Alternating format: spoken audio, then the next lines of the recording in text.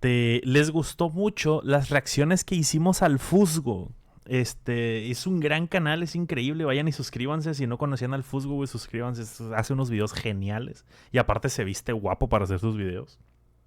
Y me estuvieron recomendando en comentarios el de el francotirador más temido de la historia del FBI. Vamos a ver quién era. En este video te voy a contar la historia de cómo un hombre armado con un rifle militar de alto calibre hizo que nada más y nada menos que Washington, la capital de los Estados Unidos, se convierta en un completo caos. Así que veamos de una vez cómo pudo pasar esto. Estamos acostumbrados a ver que en Estados Unidos personas armadas Sí, aquí no se puso traje, güey, chale, qué decepción. con un rifle suelen ser noticia, pero por más planificado que estén estos ataques, la policía suele acorralar y atrapar al atacante. Y aunque estas personas por lo general tienen experiencia con armas de fuego, su habilidad y peligrosidad no se compara con la de alguien que tenga experiencia militar y ni hablar si ha ido a la guerra, el cual es el caso del protagonista de este video. Nos mentiste, Tartaja, ¿dónde está el traje? No sé, güey, la otra vez venía con traje, güey. Yo pensé que él hacía todos sus días con traje. Dije, está cabrón, güey. Es un pinche creador que se preocupa por su imagen. Un hombre que en vez de disparar a lo loco, el traje se lo empezó a poner en los últimos videos. Entonces el próximo que veamos de Jeffrey Epstein, a lo mejor ahí tiene el traje. Decidió armarse con su rifle desde las sombras para así acabar con sus víctimas una por una.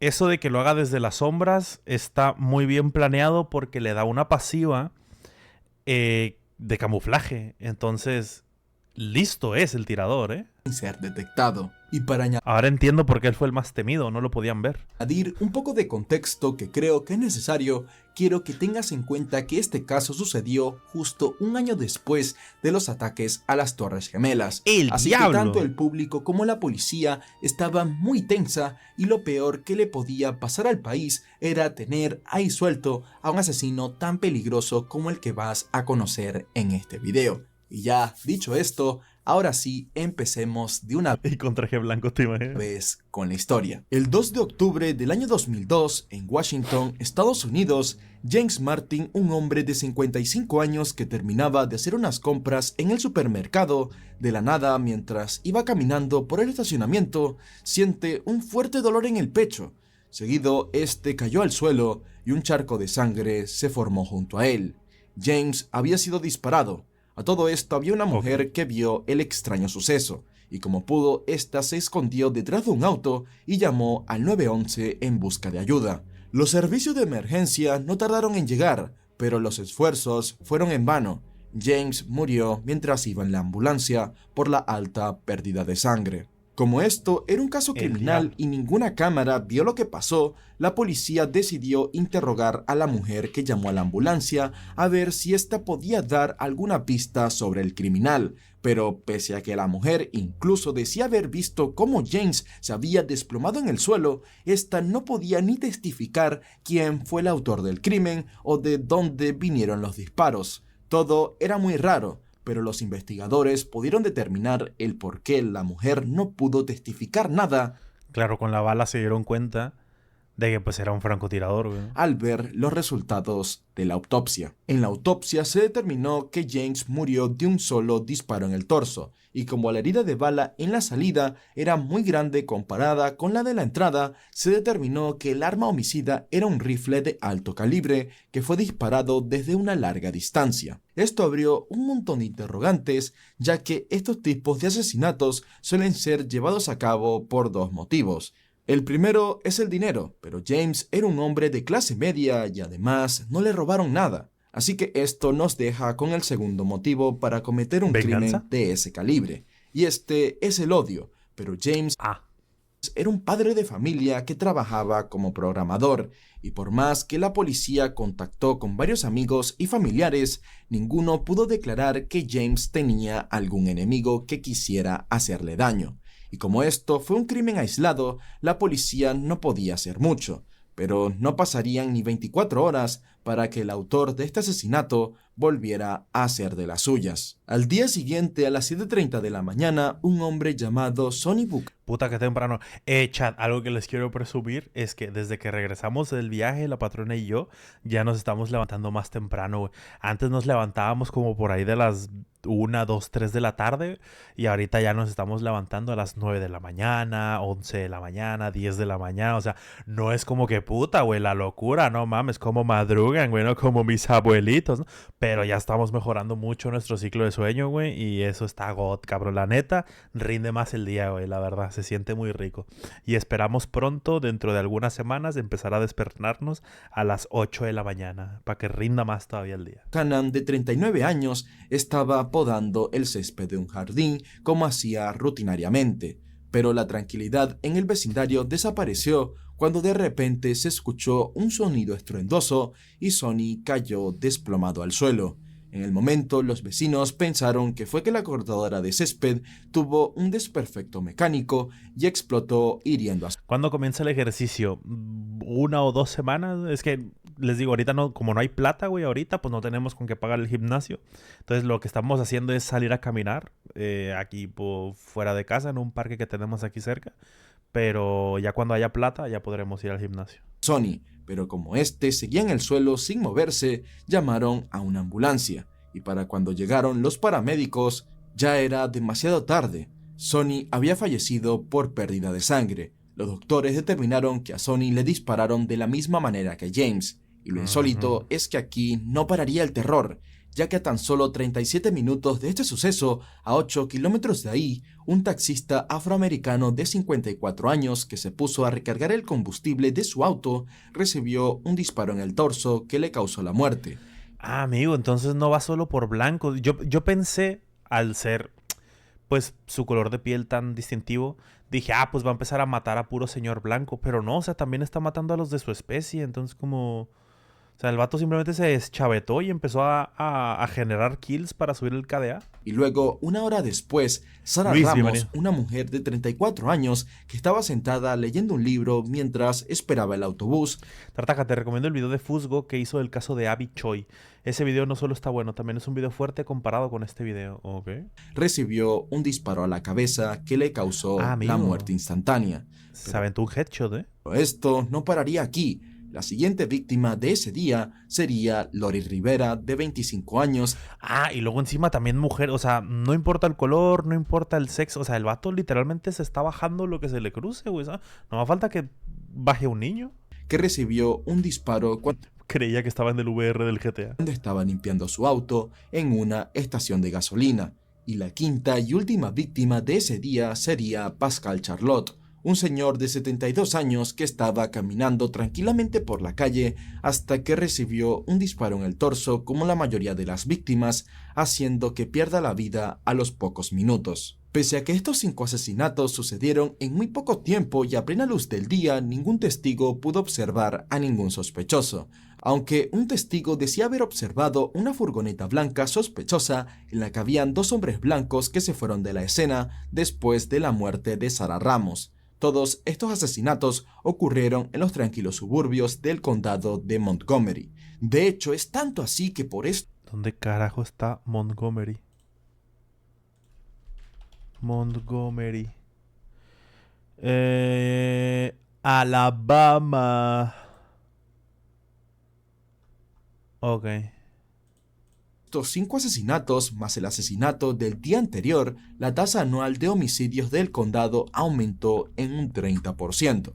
Ante la Un solo cabrón lo hizo, no chingue. anomalía de estos hechos y la paranoia del público, la policía y los servicios de emergencia se encontraban colapsados por el caos, y lo que le daba más temor a las autoridades y al público era que no se veía motivo alguno en los ataques del tirador, ya que el asesino no discriminaba en color de piel, sexo, género y tampoco edad. Esto ponía a cualquier persona en peligro, y como estamos hablando de un mismo asesino en serie, no solo empezó a trabajar la policía del condado, sino también el FBI y la ATF.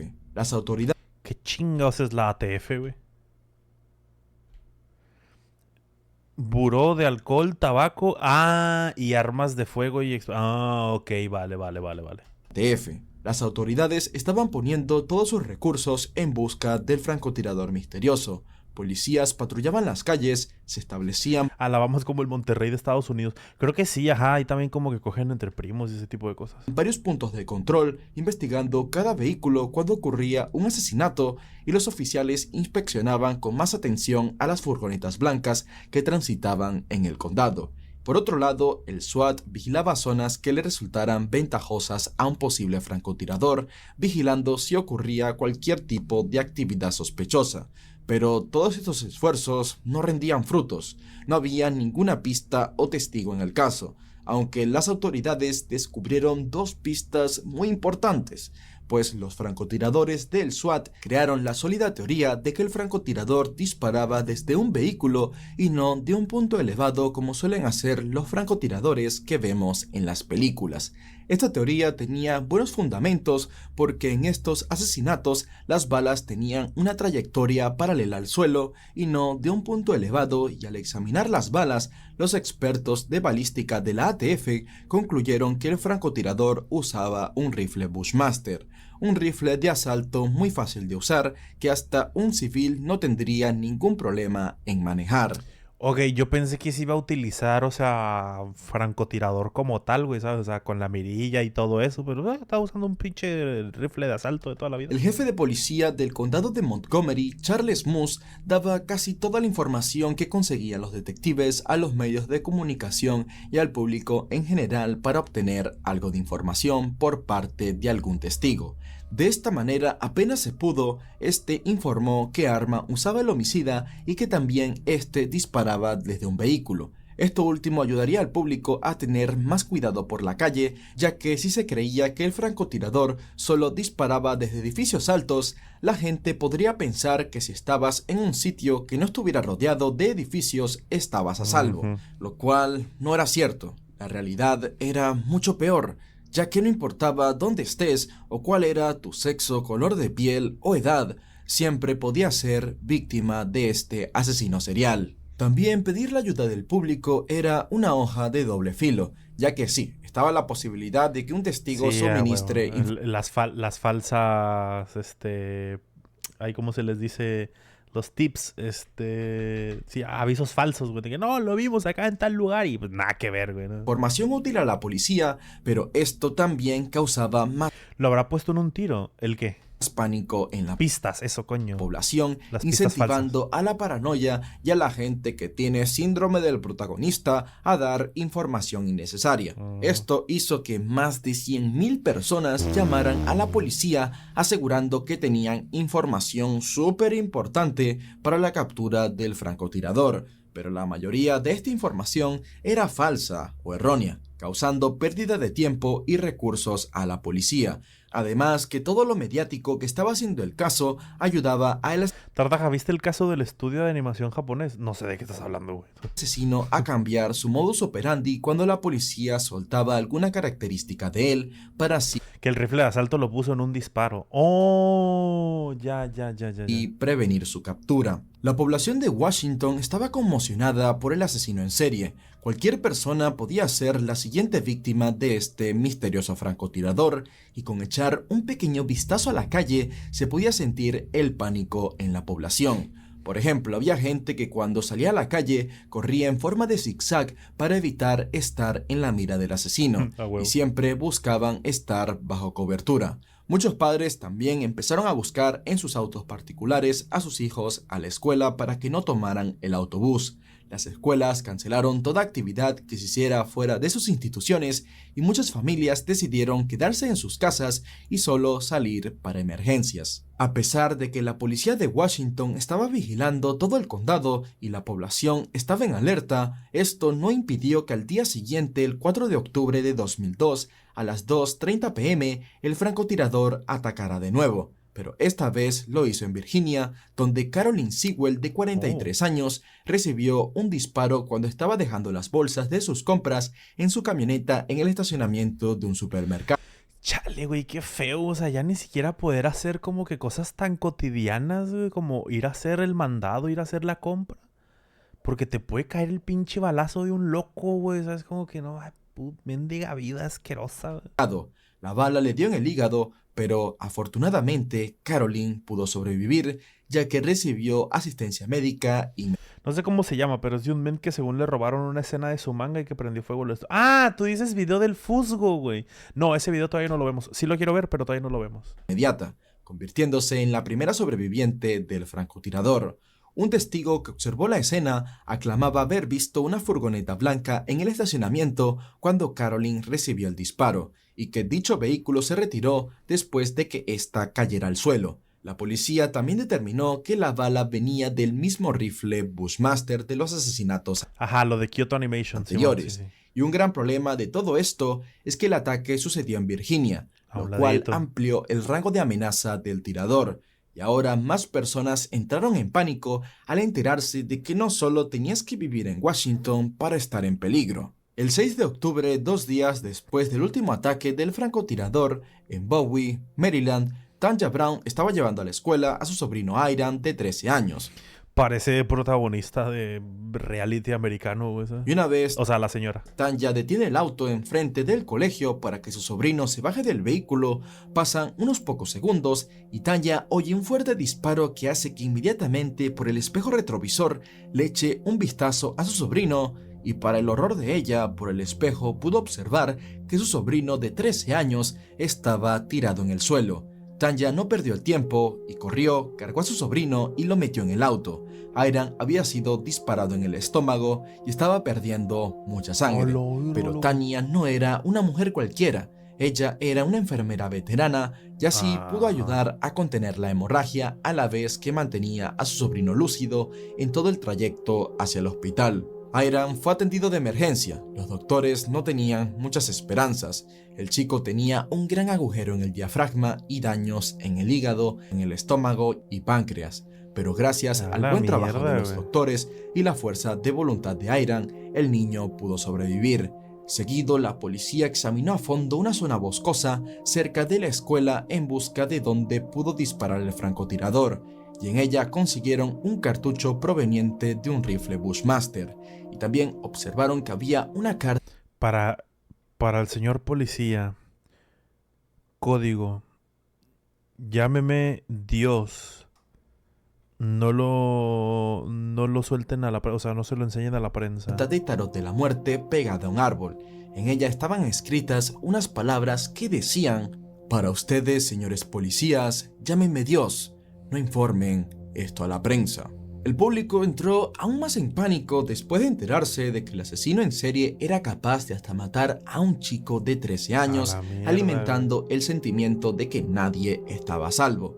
La gente estaba muy escandalizada, que hasta se empezaron a crear teorías de que el francotirador era de la misma organización responsable del ataque a las Torres Gemelas, ya que eso había pasado hace un año y la gente estaba bien paranoica. La policía estaba alucinando y a la vez estaba frustrada con este asesino en serie por lo prolífico e inteligente que era, ya que, vamos a ver, el primer día asesinó a una sola persona para probar si su método de ataque era efectivo. Luego, al segundo día asesinó a 5 personas para sembrar el pánico en toda la ciudad, y los días siguientes decidió no asesinar a tantas personas de seguido porque por lo que hizo el segundo día sabía que la policía iba a estar más atenta a todos sus movimientos, y ahora estaba empezando a ir a otros condados pese a que eso le costara asesinar a menos personas a cambio de sembrar el... Vato, ¿a cuánta gente se habrá bajado este güey? O sea, 5 un día, 5 el otro, 3 uno, o sea,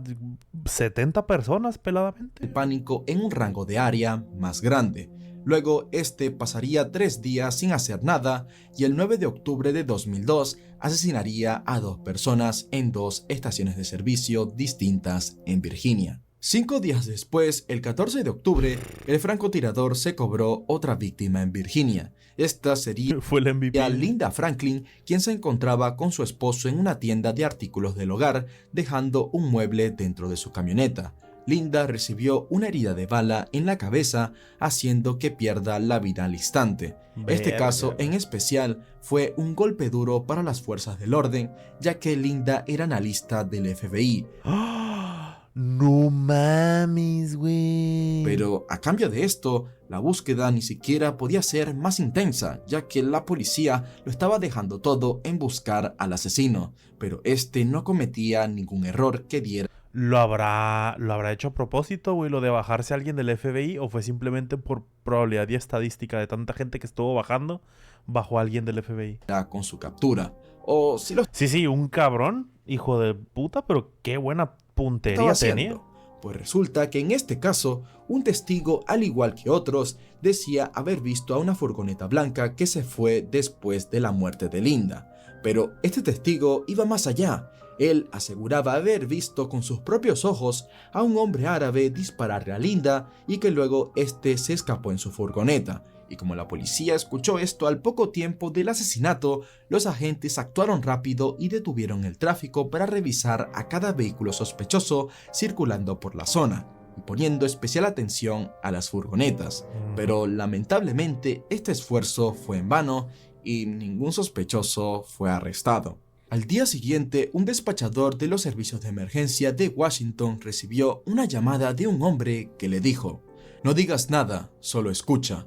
Nosotros somos los que están cometiendo los asesinatos en su comunidad, y una prueba de ello es que nosotros hicimos una carta de tarot que dice: llámeme Dios, no informen esto a la prensa. Les hemos llamado 3 veces para negociar, pero no hemos obtenido ninguna respuesta, y como resultado, mucha gente ha muerto por su culpa".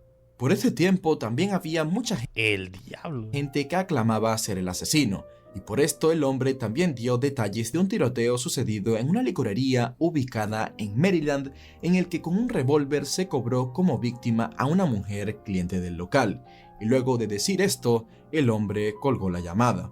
La policía no había hecho público lo de la carta tarot, y al investigar sobre el tiroteo en la licorería, los agentes estaban seguros de que el despachador sí había hablado con el verdadero asesino serial de Montgomery, ya que el autor del tiroteo en la licorería aún no había sido capturado, y tal como se dijo en la llamada, este había usado un revólver. El sábado 19 de octubre de 2002, Tiene bigote de actor no por de los 90. Jeffrey Hooper y su esposa acababan de salir de un restaurante de la franquicia Ponderosa en Ashland, Virginia. Pero cuando se iban a meter en su auto para regresar a casa, Jeffrey recibió un disparo en el abdomen. Los servicios de emergencia llegaron inmediatamente y Jeffrey logró sobrevivir, sufriendo en el proceso 5 cirugías. Tartaja, te mandé algo por Twitter, DM, lo cheques luego para eso. ¿Qué? Pero para eso chécate la leyenda de la Sor Pablita. No sé de qué hablas, güey. Ya que su páncreas, estómago, riñones, hígado y sus intestinos sufrieron daños graves. Seguido, la policía revisó minuciosamente el área cercana al restaurante donde Jeffrey fue herido. Y en una zona boscosa encontraron un cartucho proveniente de un rifle Bushmaster y una Lo sabrás cuando lo veas. Te soy honesto, no lo voy a ver, güey. bolsa Ziploc en la que había una carta con el siguiente mensaje: "Para ustedes, señores policías, llámenme Dios, no informen esto a la prensa. Hemos intentado contactar con ustedes para empezar a negociar, ¿Pero negociar el qué, güey? pero los que nos atendieron nos tomaron por mentirosos o bromistas, y por no responder, ustedes han perdido 5 vidas más. Si detener las matanzas es más importante que atraparnos, entonces deben aceptar nuestras demandas que no son negociables. Depositarán $10 millones en una cuenta del Banco de América. En esta cuenta debemos poder retirar efectivo sin ningún tipo de límite en cualquier cajero del mundo. Ustedes activarán la cuenta bancaria, la tarjeta de crédito y la clave. Nosotros los contactaremos por el número que está en el restaurante Ponderosa el domingo a las 6 a.m. Tienen hasta las 9 a.m. del lunes para completar la transacción. Si tratan de detenernos cuando estemos retirando el dinero, más les vale que preparen más bolsas para cadáveres. Ok. Nosotros damos nuestra palabra Cristo, bienvenido. que cumpliremos nuestra parte del trato. Postdata: sus niños no están a salvo en ningún sitio y en ningún momento. La bolsa Ziploc que Suena como fanático de religioso, güey, ¿sabes? contenía esta carta tenía una muestra de ADN, pero al meterla en la base de datos no se pudo conseguir ninguna coincidencia. El domingo 20 de octubre las autoridades reciben una llamada por parte del asesino en la que este no hacía más que pedirle más demandas a la policía. Entre ellas estaban que hicieran una rueda de prensa en la que declararan que el asesino ya estaba bajo arresto, y también pidió que hicieran el pago de los 10 millones al día siguiente para luego colgar la llamada diciendo: sus hijos no están a salvo. A todo esto, el FBI estaba rastreando la llamada y se percataron que el francotirador estaba llamando desde un teléfono público. Así que un equipo SWAT llegó rápidamente y lograron localizar un camión blanco estacionado con 2 hombres en ella. Los agentes no dudaron y los pusieron bajo arresto mientras celebraban victoria. Pero había un problema: el rastreo de llamada funciona por triangulación. Este no es 100% preciso como puede ser el GPS de los teléfonos modernos, y a pocos metros de este teléfono público había otro teléfono público que fue en el que el verdadero asesino había hecho la llamada.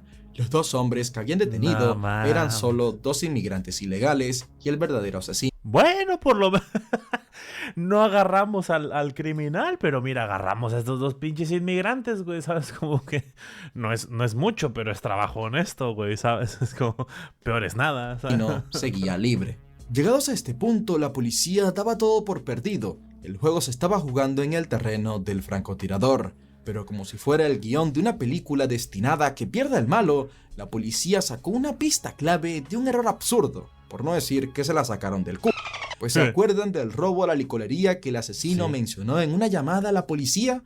Bueno, en esta escena del crimen al asaltante se le cayó una revista que llevaba en su bolsillo cuando cometió los asesinatos. La revista era de entusiastas a las armas de fuego, pero lo interesante no era esto.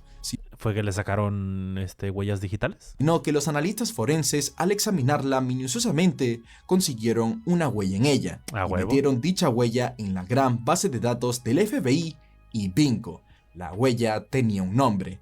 Esta era de Lee Boyd Malvo, un ¡su madre, güey! Tiene un nombre chino, uno alemán y otro pinche todo raro, güey. Joven de 17 años proveniente de Jamaica. Que un chico de 17 años sea capaz de causar todos estos estragos era algo que chirriaba en los oídos de los agentes del FBI, quienes acertadamente, antes de ir a publicar las fotos y realizar una caza humana en contra del Lee Boyd Malvo, decidieron ir más allá en la investigación para ver quién era este chico. Pues revisan el Facebook, güey. Y ahí se dieron cuenta que en toda tenía las páginas pegajosas en la revista. Información de siempre salía a la luz un nombre de una persona que fue quien ayudó a Lee Boyd y a su madre para que se mudaran a los Estados Unidos. Y este hombre se llamaba John Allen Muhammad. Y el perfil de este hombre sí encajaba más con el de un posible asesino serial, ya que John Muhammad era un sargento retirado del ejército de los Estados Unidos y un veterano de la Guerra del Golfo.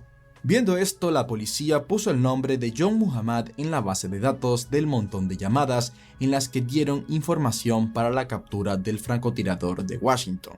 Y en una de estas llamadas, un hombre llamado Robert Holmes, amigo y compañero del ejército de John Muhammad, le había dicho a la policía que sospechaba que John era el asesino porque poseía un rifle Bushmaster, el mismo.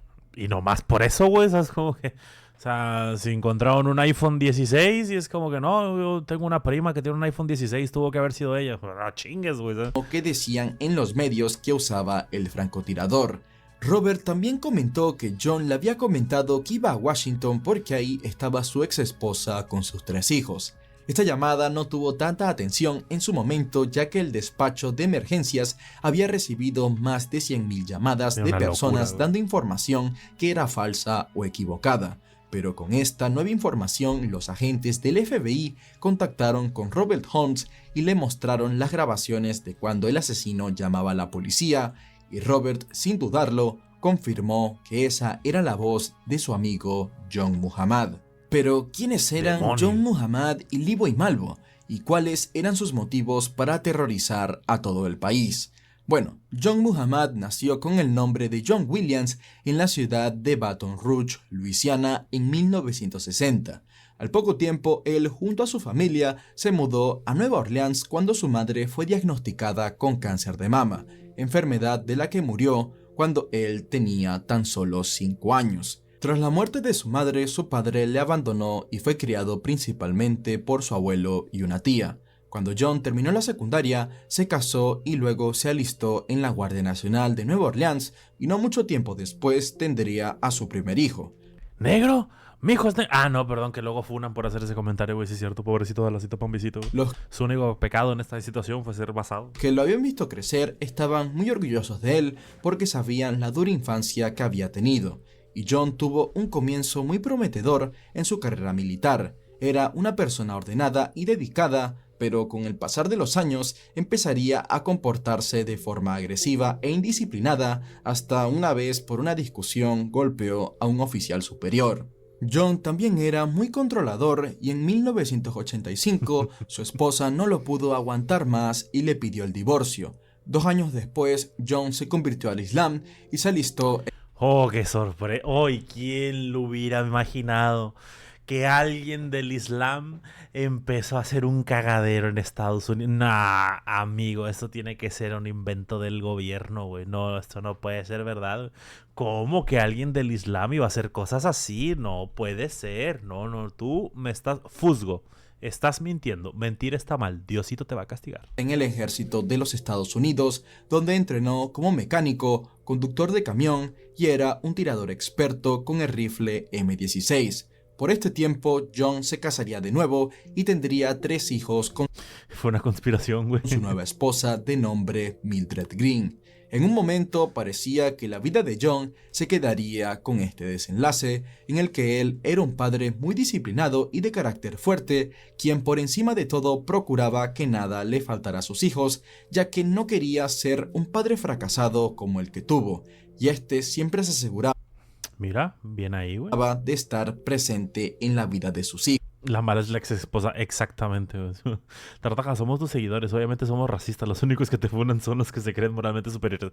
Eso es verdad, güey, por eso estoy orgulloso de todos ustedes.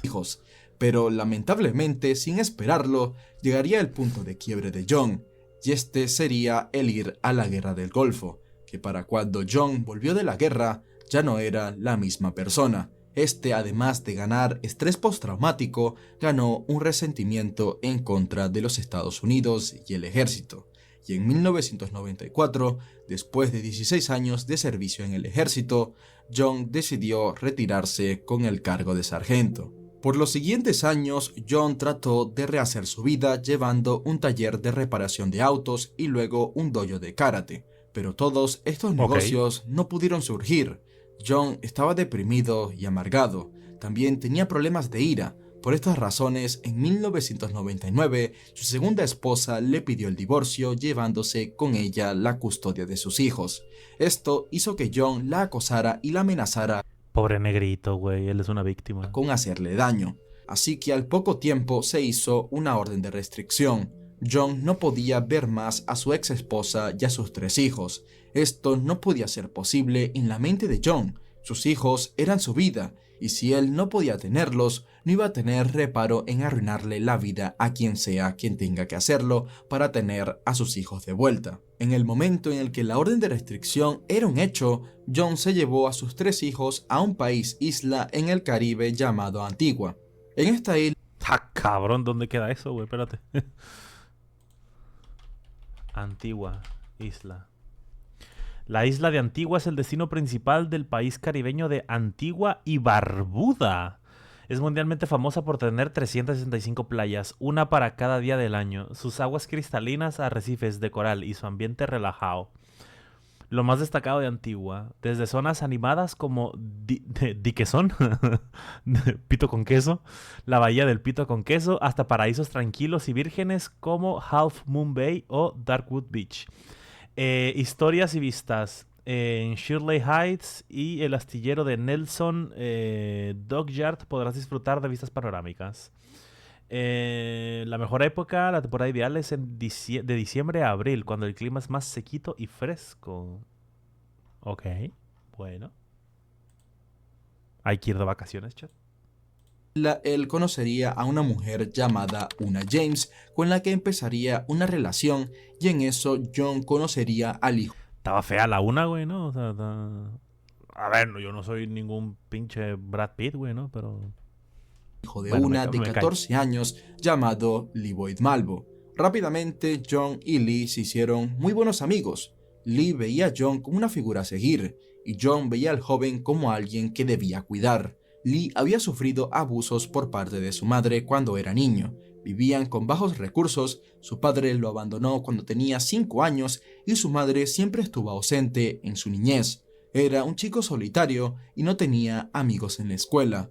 John conectó tan rápido con Lee porque ambos habían tenido infancias muy parecidas, y a los 3 meses de conocerse, John se refería a Lee Boyd como su hijo. Al poco tiempo de estar en Antigua, John se enteró que la vida ahí era muy difícil a comparación a cómo es en los Estados Unidos, así que para darle una mejor vida a sus 3 hijos, John se tuvo que despedir de Lee y de Una con la promesa de que se iban a ver de nuevo, y él iba a ayudarles a emigrar a los Estados Unidos en un futuro.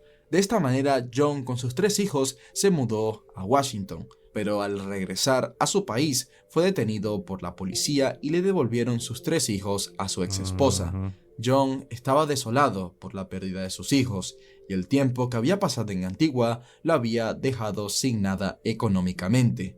Ahora este hombre ya no tenía más nada que perder. En esta etapa oscura, John se hizo más radical en el Islam. De esta manera, en octubre de 2001, John Williams cambiaría su apellido y tomaría el apellido de Muhammad, además de que abiertamente admiraba a este hombre de por acá que Ya no me acordaba de este buen hombre, güey. Sí, su etapa oscura, bastante irónico. Amigo, ya no me acordaba de esta tremenda celebridad, güey. se puede mencionar, y a la organización a la que éste pertenecía. Esto era algo serio porque hacía tan solo un mes había pasado lo de las Torres Gemelas, y John decía que los Estados Unidos se lo tenía bien merecido. Ese mismo año, John ayudó a Una James y a su hijo Lee Boyd para que emigraran a los Estados Unidos, pero al poco tiempo de llegar al país, Una y John empezaron a tener problemas con su relación, y cuando ya no iban a verse más, Lee Boyd le dijo a John que no quería separarse de él, y John con todo gusto dejó que Lee Boyd lo acompañara a Bellingham, Washington. Por otro lado, a Una James no le importó que Lee Boyd se fuera con John. Esta ni le prestaba atención al chico cuando estaba pequeño, y ahora que este tenía 17 años, no podía darle más igual. Por este tiempo, John y Lee Boyd vivieron pinche vieja, güey, culera, güey. De verdad que hay mujeres que no merecen ser madre, güey, hijo de su puta madre. Juntos en un refugio para Tiene todos los DLCs. Personas sin hogar, y ambos desarrollarían una extraña dinámica de padre e hijo. John controlaba cada aspecto de la vida de Lee. Este le puso una dieta y un programa de ejercicios, los cuales John siempre le supervisaba. Pero ojo, esta no era una de esas dietas o ejercicios normales.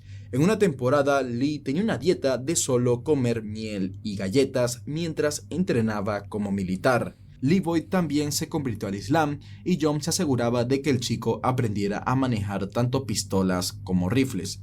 John siempre le decía que él hacía todo esto para prepararlo para algo grande. De hecho, antes de los asesinatos, para ver si estaba listo, John le hizo una macabra prueba a Lee Boyd, y esta prueba era de asesinar a una mujer en Washington. Esta era una amiga de la ex esposa de John llamada Kenya Cook, de 21 La Cook. años. Y Era Cook la señora. sin dudar, a órdenes de John, Lee Boyd asesinó a la joven disparándole a quemarropa. No Seguido, mames, junto a güey. John, cometieron una serie de robos y asesinatos en varios estados de los Estados Unidos para conseguir el dinero para comprar el material necesario para aterrorizar a todo Washington. Y en uno de estos robos estaba el tiroteo en la licorería, donde se encontró la revista que dio con la identidad de estos dos. Amigo, güey, todo conecta. No seas mamón. Ahora la policía ya sabía quiénes eran los responsables, pero eso no iba a hacer que de inmediato los asesinos estuvieran detrás las rejas. De hecho, ahora la policía tenía que trabajar más que nunca para parar de una vez esta serie de asesinatos, cosa que no se pudo hacer. ya que el 22 de octubre a las 6 a.m., Conrad Johnson, un conductor de autobús de 35 años, recibió un disparo cuando iba a montarse en su vehículo para trabajar, haciendo que pierda la vida en el acto. El El diablo, FBI güey. suministró las fotos de John Muhammad y de Leroy Malvo a los oficiales que patrullaban en Washington, así como también el vehículo que poseía John, que no era una furgoneta blanca como anteriormente se creía. El vehículo que usaba John era un Chevrolet Caprice azul oscuro. De hecho, este vehículo concordaba con testimonios de otros testigos que aseguraban haberlo visto en las cercanías de alguno de los asesinatos, pero la historia de la furgoneta sonaba más convincente, y esto también estaba alineado por la fumada del tipo este que decía haber visto a un árabe que se bajó de una furgoneta y asesinó. Ya, eso fue esquizofrenia gringa, güey. ¿Sabes? Como de que no, pues como los pinches árabes son los enemigos, güey. Todos los de Medio Oriente son enemigos. Ese güey era de Medio Oriente, güey. Claro que sí, porque son los villanos, güey. Yo lo vi clarito, güey. De verdad, yo no vi nada, pero mi imaginación me dijo que sí, claro que eso es un argumento full gringo, güey, la A verdad. la mujer. De hecho, ese mismo día en un punto de control detuvieron a John en su Chevrolet Caprice, pero como por el testimonio los oficiales andaban más pendientes de las furgonetas, el verdadero asesino quedó en libertad. Oh mames, lo tuvieron y se les escapó, güey. Hijo de su pinche madre. El jefe de policía del condado de Montgomery, Charles Moose, no quería publicar la identidad del asesino a los medios por miedo a que ellos se pudieran dar a la fuga y que mantengan un perfil bajo. Pero esto no importó porque alguien de la policía filtró el auto de John Muhammad a la prensa y viendo esto la policía no tuvo otra acción más que compartir. Nunca falta el pendejo, güey. O sea, ¿por qué chingado, hijo de tu puta? Si te están dando órdenes e indicaciones, cabrón, de que no muevas nada, güey, porque queremos mantenerlo secreto para que el pichigrone este no se nos pele, güey. ¿Por qué vas y sueltas eso, güey? Chinga. El modelo y la licencia del auto de John, así como también los retratos de los dos sospechosos. 6 horas después de que la policía compartiera la descripción del auto de John, el 24 Dinero. Sí, me imagino que le habrán dado un buen billete, güey, los de los medios. de octubre a la 1 de la mañana, un conductor que iba a descansar en un motel encontró el auto de John en el estacionamiento de ese mismo motel y llamó al 911. Las autoridades actuaron con velocidad y mucha cautela. La policía bloqueó las calles cercanas al motel y el FBI junto con el equipo SWAT abrió el vehículo para toparse con John y Leroy durmiendo dentro del auto. Sin dejarles chances de actuar, ambos asesinos fueron arrestados.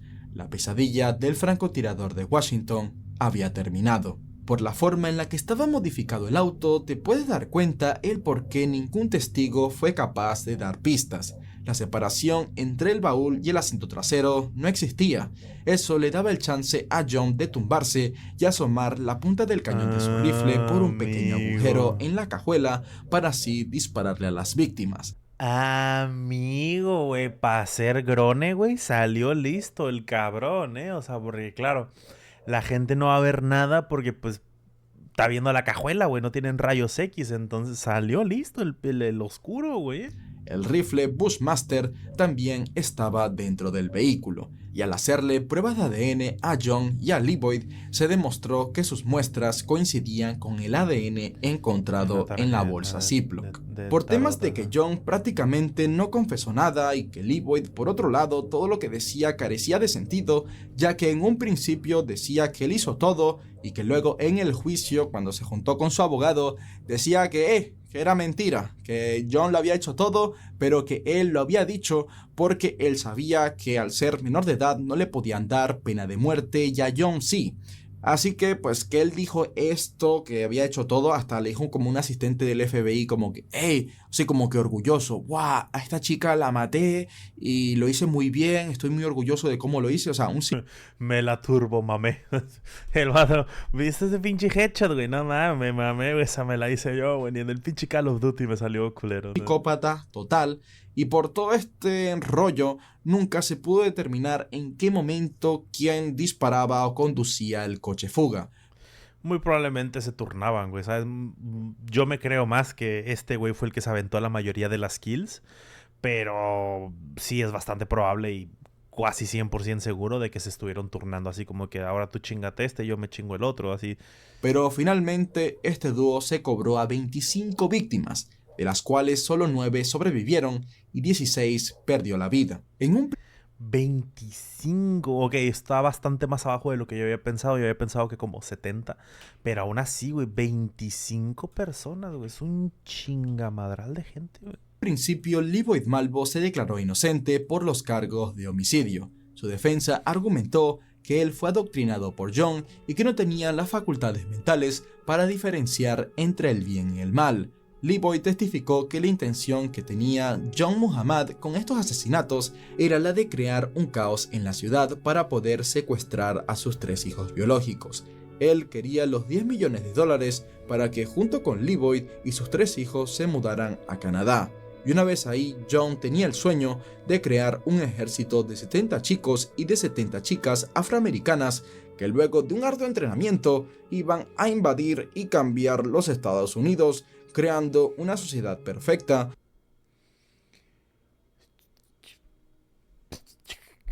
¿Qué? Donde no haya injusticia racial. ¡Wow! Esto suena como el guión de una película barata de Netflix. Literal, güey, o sea, tiene... de película serie B, güey, es que le dieron $10,000 de ¿cómo se dice? De presupuesto y órale, güey, date. El 9 de marzo de 2004, John Allen Muhammad fue sentenciado a muerte. Este no quiso alegar nada. Leavoyd sí que no tuvo problemas en contar todo lo sucedido, pero este no se escapó de la ley. De esta manera, el 18 de diciembre de 2004, Leavoyd Malvo fue sentenciado a cadena perpetua. También lo hubieran mandado a dormir, güey, 2 por 1, güey, oferta. Sin posibilidad de libertad condicional. Como tenía 17 años, a la hora de cometer los homicidios, se descartó la pena de muerte. Y finalmente... Güey, esos pinches agujeros de guión, güey, en la constitución y en las leyes, güey, cómo me cagan, güey, de verdad, es que pobrecito, pues tenía 17 meses, 17 años, 11 meses y 27 días, güey, entonces pobrecito, todavía no tenía 18, güey, todavía era menorcito, porque cabrón, le falta, ya era prácticamente mayor de edad, a ese también, mándalo a dormir, güey, a chingar a su madre, güey. Del 10 de noviembre de 2009, en Jarratt, Virginia, a las 9:11 p.m., John Muhammad fue ejecutado por inyección letal. Está bien, lo admito, sí, en los últimos videos que he subido al canal he hablado mal de la policía porque pues han actuado mal, pero en este caso actuaron bien y pues voy a hablar bien de ellos, ya que estaba bien difícil de atrapar a este hombre, que el cual sí se cobró muchas víctimas, pero la policía no pudo hacer magia y con la pequeña pista que agarraron, pues pudieron atraparlo. Así que, oye, ¿cuánto tiempo se invierte? Bien por ellos, y también le doy un aplauso a quienes le dieron 6 meses de cárcel al tipejo este que dijo que vio a un hombre árabe en una furgoneta no mames, le dieron 6 meses, qué buena onda, güey, por pendejo. blanca dispararle a una mujer.